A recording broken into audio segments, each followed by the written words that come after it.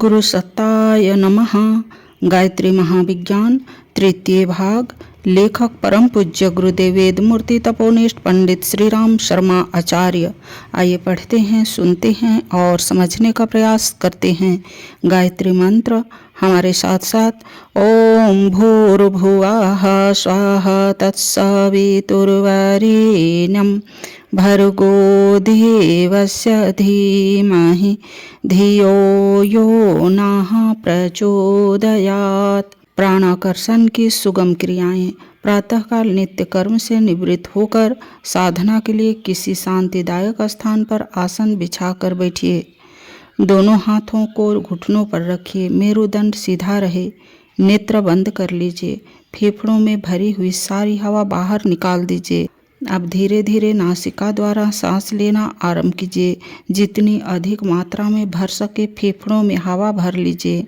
अब कुछ देर उसे भीतर ही रोके रहिए। इसके पश्चात सांस को धीरे धीरे नासिका द्वारा बाहर निकालना आरंभ कीजिए।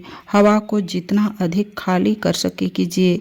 अब कुछ देर सांस को बाहर ही रोक दीजिए, अर्थात बिना सांस के रहिए। इसके बाद पूर्वत वायु खींचना आरंभ कर दीजिए। यह एक प्राणायाम हुआ। सांस निकालने को रोचक, खींचने को पूरक और रोके रहने को कुंभक कहते हैं। कुंभक के दो भेद हैं। सांस को भीतर भर कर रोके रखना अंतः कुंभक और खाली करके बिना सांस रहना बाह्य कुंभक कहलाता है। रेचक और पूरक में समय बराबर लगाना चाहिए, पर कुंभक में उसका आधा समय ही पर्याप्त है। पूरक करते समय भावना करनी चाहिए कि मैं जनशून्य लोक में अकेला बैठा हूँ और मेरे चारों ओर विद्युत जैसी चैतन्य जीवनी शक्ति का समुद्र लहरें ले रहा है। सांस द्वारा वायु के साथ साथ प्राण शक्ति को मैं अपने अंदर खींच रहा हूँ। अंतः कुंभक करते समय भावना करनी चाहिए कि उस चैतन्य प्राण शक्ति को मैं अपने भीतर भरे हूँ। समस्त नाड़ियों में, अंग प्रत्यंगों में वह शक्ति स्थिर हो रही है। उसे सोख कर देह का रोम रोम चैतन्य प्रफुल्ल, सतेज एवं परिपुष्ट हो रहा है। रेचक करते समय भावना करनी चाहिए कि शरीर में संचित मल, रक्त में मिले हुए विष, मन में धंसे हुए विचार सांस छोड़ने पर वायु के साथ साथ बाहर निकले जा रहे हैं। बाह्य कुंभक करते समय भावना करनी चाहिए कि अंदर के दोष सांस के द्वारा बाहर निकलकर भीतर का दरवाजा बंद कर दिया गया है, ताकि वे विकार वापस न लौटने पावे। इन भावनाओं के साथ प्राणकर्षण प्राणायाम करने चाहिए। आरंभ में 5 प्राणायाम करें, फिर क्रमशः सुविधानुसार बढ़ाते जाएं। कहीं एकांत में जाओ, समतल भूमि पर नरम बिछौना बिछाकर पीठ के बल लेट जाओ। मुंह ऊपर की ओर रहे। पैर, कमर, छाती, सिर सब एक सीधे में रहे। दोनों साथ सूर्य चक्र पर। आमाशय का वह स्थान जहां पसलियाम और पेट मिलता रहे। मुंह बंद रखो। शरीर को बिल्कुल ढीला छोड़ दो, मानो वह कोई निर्जीव वस्तु है और उससे तुम्हारा कोई संबंध नहीं है। कुछ देर शिथिलता की भावना करने पर शरीर बिल्कुल ढीला पड़ जाएगा। अब धीरे धीरे नाक द्वारा सांस खींचना आरंभ करो और दृढ़ शक्ति के साथ भावना करो कि विश्वव्यापी महान प्राण भंडार में से मैं स्वच्छ प्राण सांस के साथ खींच रहा हूँ और वह प्राण मेरे रक्त प्रवाह तथा समस्त नाड़ी तंतुओं में प्रवाहित होता हुआ सूर्य चक्र में इकट्ठा हो रहा है। इस भावना को कल्पना लोक में इतनी दृढ़ता के साथ उतारो कि प्राण शक्ति की बिजली जैसी किरणें नासिका द्वारा देह में घूमती हुई चित्रवत दिखने लगें तथा उसमें प्राण प्रवाह बहता हुआ आए। भावना की जितनी अधिकता होगी उतनी ही अधिक मात्रा में तुम प्राण खींच सकोगे। फेफड़ों को वायु से अच्छी तरह भर लो और 5 से 10 सेकंड तक उसे रोके रहो। आरंभ में 5 सेकंड काफ़ी है, पश्चात अभ्यास बढ़ने पर 10 सेकंड तक रोक सकते हैं। सांस के रोकने के समय अपने अंदर प्रचुर परिमाण में प्राण भरा हुआ है, यह अनुभव करना चाहिए। अब वायु को धीरे धीरे बाहर निकालो। निकालते समय ऐसा अनुभव करो कि शरीर के सारे दोष, रोग और विष इनके द्वारा निकाल बाहर किए जा रहे हैं। 10 सेकंड तक बिना हवा के रहो और पूर्वत प्राणकर्षण का मूल तत्व सांस खींचने छोड़ने में नहीं वरन आकर्षण की उस भावना में है जिसके अनुसार शरीर में प्राण का प्रवेश होता हुआ चित्रवत दिखाई देने लगता है। इस प्रकार श्वास प्रश्वास की क्रियाएं 10 मिनट से लेकर धीरे धीरे आधे घंटे तक बढ़ा लेनी चाहिए। श्वास द्वारा खींचा हुआ प्राण सूर्य चक्र में जमा होता जा रहा है, इसकी विशेष रूप से भावना करो। मुंह द्वारा सांस छोड़ते समय आकर्षण प्राण को छोड़ने की भी कल्पना करने लगे तो यह सारी क्रिया व्यर्थ हो जाएगी और कुछ लाभ न मिलेगा। ठीक तरह से प्राणकर्षण करने पर सूर्य चक्र जागृत होने लगता है। ऐसा प्रतीत होता है कि पसलियों के जोड़ और आमाशय के स्थान पर जो गड्ढा है वह सूर्य के समान एक छोटा सा प्रकाश बिंदु मानव नेत्रों से दिख रहा है। यह गोला आरंभ में छोटा थोड़े प्रकाश का और धुंधला मालूम देता है, किंतु जैसे जैसे अभ्यास बढ़ने लगता है वैसे वैसे साफ स्वच्छ बड़ा और प्रकाशवान होता है। जिनका अभ्यास बढ़ा चढ़ा है उन्हें आंखें बंद करते ही अपना सूर्य साक्षात सूर्य की तरह तेज पूर्ण दिखाई देने लगता है। वह प्रकाशित तत्व सचमुच प्राण शक्ति है। इसकी शक्ति से कठिन कार्यों में अद्भुत सफलता प्राप्त होगी। तो अभ्यास पूरा करके उठ बैठो, तुम्हें मालूम पड़ेगा कि रक्त का दौरा तेजी से हो रहा है और सारे शरीर में एक बिजली सी दौड़ रही है। अभ्यास के उपरांत कुछ देर शांतिमय स्थान में बैठना चाहिए। अभ्यास से उठकर एकदम किसी काम में जुट जाना, स्नान भोजन मैथुन करना निषिद्ध है।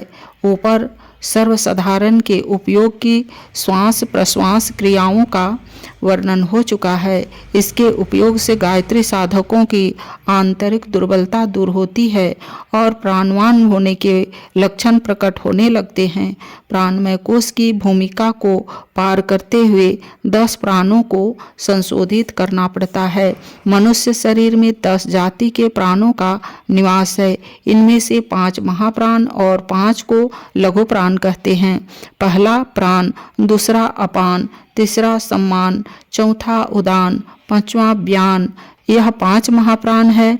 और पहला नाग, दूसरा कूर्म, तीसरा क्रिकल, चौथा देवदत्त, पांचवा धनंजय।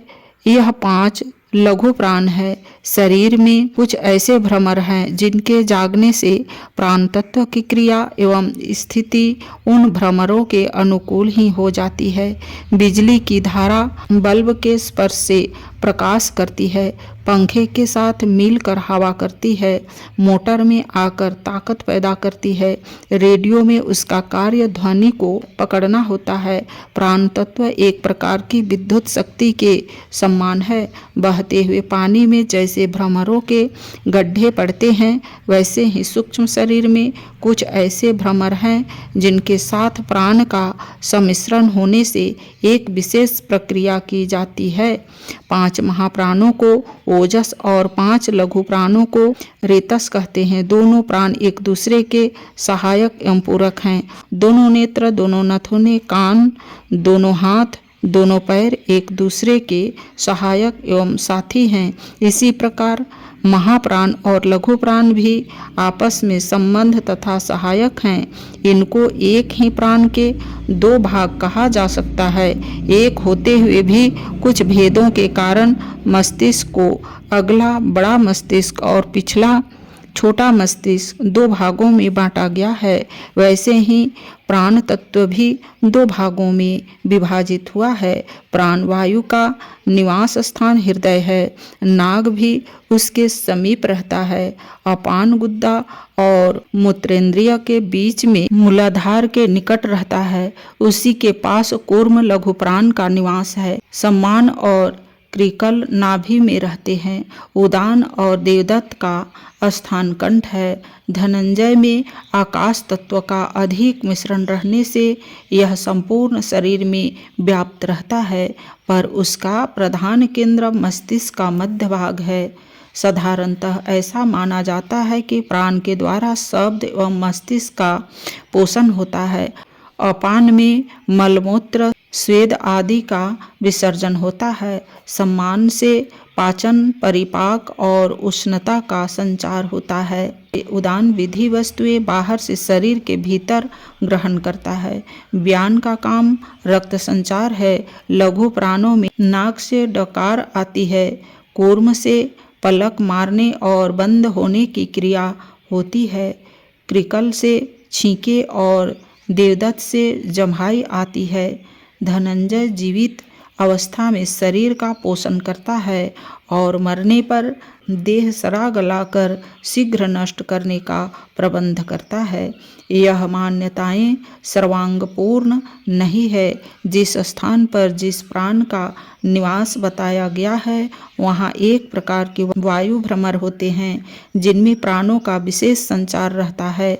गर्मी के दिनों में जलवायु अधिक गर्म हो जाती है तो एक प्रकार के वायु भ्रमर उत्पन्न होते हैं जो घूमते और नाचते हुए अंधड़ की तरह आगे चलते हैं। उसी प्रकार के कुछ भ्रमर शरीर में पाए जाते हैं। सूक्ष्म निरीक्षण करने पर पता चलता है कि इन स्थानों पर शरीरगत वायु और प्राण की उष्णता के कारण एक प्रकार के भ्रमर चक्र उत्पन्न हो जाते हैं। भ्रमर सदा ऊपर चौड़े होते हैं और नीचे की तरफ ढलवा होते जाते हैं तथा अंत में बहुत ही छोटे नोक मात्र रह जाते हैं। ऊपर के सबसे चौड़े भाग को अस्तर और नीचे से सबसे नुकीले भाग को बिंदु कहते हैं। इस प्रकार प्राणवायु के भ्रमर का ऊर्ध्व भाग महाप्राण, अधोभाग लघु प्राण कहा जाता है। एक स्तर है तो दूसरा बिंदु। वस्तुतः दोनों एक ही महातत्व के दो विभाग मात्र हैं। वस्तुतः प्राण का कार्य जीवन चलाना है। हृदय की धड़कन जीवन की प्रतीक है। घड़ी में फन्नर की ऐंठ ही सब कलपुर्जों को चलाती है। फन्नर की चाबी नष्ट हो जाए तो पुर्जों का चलना बंद हो जाएगा। प्राण के द्वारा हृदय की धड़कन होती है, फिर उससे रक्त संचार होता है, सांस आ जाती है, उसके बाद शरीर की अन्य क्रियाएं होती है। प्राण में शिथिलता आने पर जीवन शक्ति घट जाती है और उसके अत्यंत न्यून हो जाने पर हृदय की धड़कन बंद हो जाती है। समाधि लगाने वाले महात्माओं का प्राण पर अधिकार होता है। ये दीर्घकाल तक निस्तब्ध रहने पर जब चाहते हैं तब शरीर में प्राण का स्पंदन बढ़ाकर हृदय का धड़कना आरंभ कर देते हैं और साधारण जीवन जीने लगते हैं। जब तक उनका प्राण खींचकर ब्रह्मांड में संचित किया रहता है तब तक हृदय की धड़कन बंद रहती है और शरीर मृततुल्य हो जाता है। इसलिए उनको दीर्घकालीन समाधि सुख मिलता रहता है। प्राण पर अधिकार प्राप्त किए बिना लंबे समय तक स्थिर समाधि नहीं लग सकती। प्राण अधिकार करके दीर्घकाल तक जीवन स्थिर रखना, मृत्यु को इच्छानुवर्ती बना लेना संभव है। एक मनुष्य दूसरे को प्राणदान दे सकता है, जैसे एक मनुष्य का रक्त दूसरे के शरीर में प्रवेश करके उसे जीवन एवं मनोबल दे सकता है। अपान का कार्य स्थूल मलों का ठीक प्रकार विसर्जन करना है। देह के भीतर सदा पैदा होने वाले मलमूत्र, पसीना, कफ, कीचड़, विष, विजातीय पदार्थ आदि त्याज्य पदार्थों को अपना अनेक छिद्रों द्वारा शरीर से बाहर निकालता रहता है। यदि अपान अपनी यह क्रिया न करे तो शरीर में मल निकलने की शक्ति घट जाएगी और अपच, जुकाम आदि अनेक रोग पैदा हो जाएंगे। इसके अतिरिक्त अपान की सूक्ष्म क्रिया जन इंद्रियों में होती है। काम वासना का आधार इसी पर निर्भर है। मन को मथ डालने वाली, चित्त को अधीर, व्यग्र एवं आतुर कर डालने वाली वासना अपान के उत्तेजित हो जाने से होती है। यह यदि शिथिल हो जाए तो तरुण पुरुष भी नपुंसक हो जाएगा। संतान का सौंदर्य, स्वास्थ्य, बुद्धि, पराक्रम एवं स्वभाव है अपान से बहुत कुछ संबंधित है। अपान का सहवर्ती कूर्म लघु प्राण यदि सुषुप्त अवस्था में होगा तो शारीरिक दृष्टि से पूर्ण स्वस्थ होने पर भी गर्भ की स्थापना कदापि न हो सकेगी। जिन स्त्री पुरुषों में अपान साम्य होता है उन्हें काम सेवन में असाधारण आनंद आता है। रूप सौंदर्य पर नहीं, काम तुष्टि अपान की समानता पर निर्भर करती है। पुरुष में अपान और स्त्री में कूर्म प्रधान होता है, जो अनेक शारीरिक और मानसिक अभावों की पूर्ति करता है। अपान पर अधिकार की पद्धति न जानते हुए भी जिन्हें हठपूर्वक ब्रह्मचर्य रखना पड़ता है, वे प्रायः किन्हीं रोगों में ग्रसित रहते हैं। आज विदुर और विधवाओं में से अधिकांश का स्वास्थ्य खराब देखा जाता है और जनगणना की रिपोर्ट से पता चलता है कि गृहस्थों की अपेक्षा विधुरों की मृत्यु संख्या का अनुपात कहीं अधिक है। जिनमें अपान की समानता है, वे अकारण ही आपस में घनिष्ठ मित्र बन जाते हैं। उन्हें एक दूसरे के साथ रहने में बड़ी शांति मिलती है। ऐसे मित्रों को ही प्राण सखा कहते हैं। उन्हें आपसी वियोग मर्मांतक दुख देता है। सम्मान प्राण उदर में नाभि के नीचे रहता है। पाचन इसका मुख्य कार्य है। गर्मी, उष्णता एवं पीत को सम्मान का प्रतीक कहते हैं। शरीर में चंचलता, स्फूर्ति, उत्साह, छरहरापन एवं चमक इसी के कारण होती है। त्वचा की चिकनाई, कोमलता, चमक में क्रिकल प्राण का अस्तित्व परिलक्षित होता है। खूब भूख लगना, अधिक आहार करना, जल्दी पचा लेना, सर्दी के प्रभाव से व्यथित न होना सम्मान की विशेषता है। जिनमें यह प्राण कम होगा, इस सर्दी बर्दाश्त न कर सकेंगे। जाड़ों में उनकी देह लुज पुंज सी हो जाएगी। कानों को, उंगलियों को, पैरों को बड़ी ठंड लगेगी। ठंड जल में जाड़े के दिनों में स्नान करना उन्हें बड़ा कष्टकर होगा। अधिक कपड़े लादे रहने पर भी ठंड न छूटेगी। ऐसे लोगों का जरा से भोजन में पेट भर जाता है। गर्म पदार्थ खाने की, धूप या अग्नि के निकट बैठने की इच्छा रहती है। ऐसे मनुष्य अपनी दुर्बलता के कारण गर्मी को बर्दाश्त नहीं कर पाते, पर गर्मी का मौसम उनकी प्रकृति के अनुकूल पड़ता है। सम्मान की न्यूनता के कारण शरीर में उष्णता कम रहती है, उसकी पूर्ति गर्म मौसम से हो जाती है। ऐसे लोगों की नाड़ी पतली चलती है। सम्मान प्राण का स्वास्थ्य से बड़ा संबंध है। इंद्रियों की रसानुभूति सम्मान के आधार पर घटती बढ़ती रहती है। स्वादिष्ट पदार्थ, मनोरम दृष्टि, मधुर ध्वनि, सुखद स्पर्श, सुरभित गंध को भली प्रकार ग्रहण करने और इसे आनंदित होने की क्षमता सम्मान प्राण वालों में होती है। जिसका सम्मान घट जाए, वह सब प्रकार की सुखद परिस्थिति होते हुए भी खिन्न, असंतुष्ट एवं झंझलाया रहेगा। देह का कोई न कोई अंग बीमारी का कष्ट पाता रहेगा। ऐसे लोगों को सन्निपात, मोतीझल्ला आदि तीव्र रोग तो नहीं होते, पर जुकाम, खांसी, पेट का भारीपन, सिरदर्द, दांतों का हिलना, आँखों की कमजोरी, देह का टूटना, थकान जैसे मंद रोग घेरे रहेंगे। एक से पीछा छूटने से पहले कि दूसरा नया उत्पन्न हो जाएगा। समान पीत का प्रतीक है। क्रिकल कफ का प्रतिनिधि है। दोनों के मिलने से वाद बनता है। इन तीनों के उलझने, सुलझने और घटने बढ़ने से बीमारी और तंदुरुस्ती का चक्र घूमता है। कहा जाता है कि बीमारी की जड़ पेट में है। इसका अर्थ यही है कि नाभि चक्र के निवासी समान और क्रिकल ही हमारे स्वास्थ्य के अधिपति है। इन पर अधिकार होने से चिरस्थायी स्वास्थ्य का स्वामित्व प्राप्त होता है। उदान प्राण का निवास कंठ है। यह श्री और समृद्धि का स्थान है। लक्ष्मी जी का केंद्र कंठकूप की स्फुटा ग्रंथि को माना गया है। लक्ष्मी जी की पूजा एवं स्फुटा के उत्तेजन से निर्मित कंठ में स्वर्णाभूषण धारण किए जाते हैं। स्फुटों पर धातुओं और रत्नों का जो प्रभाव पड़ता है, उसे जानने वाले गले में रत्न, कवच, आभूषण एवं मालाएं बनाकर कंठ में धारण करते हैं और उनके सूक्ष्म परिणामों से लाभान्वित होते हैं। उदान के परिपूर्ण होने से मनुष्य को वे योग्यताएं, सामर्थ्य, शक्तियां, विशेषताएं एवं चातुरताएं प्राप्त होती है, जिनके कारण सांसारिक आवश्यकता की वस्तुएं प्रचुर मात्रा में उपलब्ध होती रहती है। तृष्णाओं का तो अंत नहीं, उन्हें तो कुबेर भी पूरी नहीं कर सकता। पर जीवन उपयोगी कोई वस्तु ऐसी नहीं जिससे उदान प्राण की सामर्थ्य से प्राप्त न किया जा सकता हो। जिनकी स्फुटा ग्रंथि जागृत है वे कभी भी अभावग्रस्त नहीं रह सकते। उनकी हर उचित आवश्यकता समय पर पूरी हो जाती है। देवदत्त सूक्ष्म प्राण आध्यात्मिकता और संप्रदायों का स्वामी है। अष्ट सिद्ध्याम नवनिध्याम देवदत्त से संबंधित है।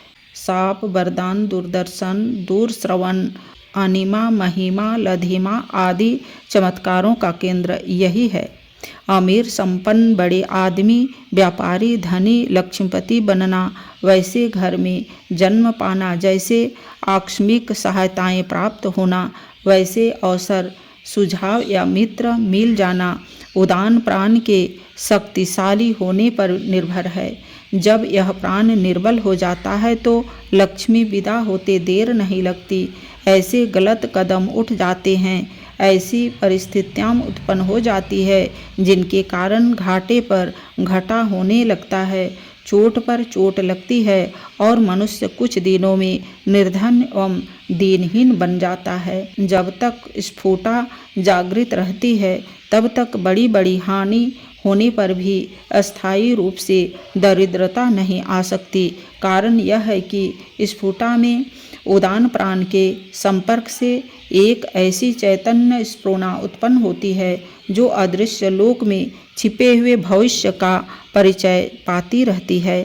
उसे अज्ञात रूप से अनायास ही ऐसा अभ्यास होता रहता है कि यह करना ठीक है और यह करना अनिष्टकारक होगा। एक अज्ञात शक्ति उसका अर्थ प्रदर्शन करती सी मालूम होती है। वह खतरों से बचाती है, आगे बढ़ने का मार्ग बताती है और कठिन परिस्थितियों में सहारा देती है, जिससे कि डूबता हुआ बेड़ा पार हो जाता है। उदान द्वारा चैतन्य स्फुटा को शरीर वासिनी लक्ष्मी कहा जाता है, जिसका कंठ धूप का प्रबुद्ध होता है। ऐसा पुरुष महाचमत्कारी परम सिद्ध पुरुष बन जाते हैं। वह चाहे प्राण बल से अद्भुत उथल पुथल उत्पन्न कर सकता है। ज्ञान का स्थान मस्तिष्क या मध्य भाग है। यह चार अन्य प्राणों का नियंत्रण करता है। दोनों कानों के बीच एक रेखा खींची जाए और दूसरी रेखा भूमध्य भाग से लेकर सिर के पीछे तक खींची जाए तो दोनों जहां मिलेंगी वह स्थान त्रिकुटी कहा जाएगा। यही ध्यान का स्थान माना जाता है। इसका सहायक धनंजय है। ज्ञान को कृष्ण, धनंजय को अर्जुन कहते हैं। इसी त्रिकुटी में युद्धस्थली के मध्य भाग में कृष्ण अर्जुन संवाद रूपी गीता का आविर्भाव होता है। मध्यमस्तक शतदल कमल में अवस्थित जिस अमृत कलश का योग शास्त्रों में वर्णन है उसे ध्यान और धनंजय का प्रसाद ही समझना चाहिए। आज के वीडियो में इतना ही। अगले वीडियो में ज्ञान के प्रबुद्ध होने से ऋतंभरा प्रज्ञा मिलती है, इसके बारे में पढ़ेंगे और समझेंगे। लाइक, सब्सक्राइब और शेयर करें। धन्यवाद। ओम शांति।